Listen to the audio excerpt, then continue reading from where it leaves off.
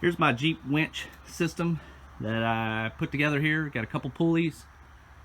You can see right here, I just ran 2 pulleys and 2 separate lines.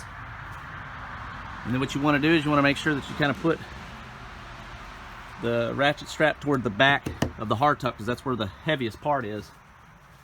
So you can see I ran another pulley right up here.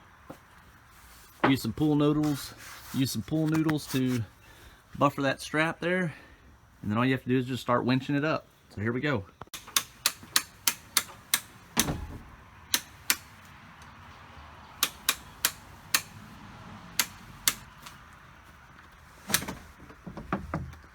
There you go, that's good. You can see right here. Hold it right up, just make sure that you disconnect these guys right here before you do all that. And this, with all the wood, concrete, all it was that I used were some 4x, and the little hand winch here. With everything here, it probably ran me about $100 with materials and pulleys.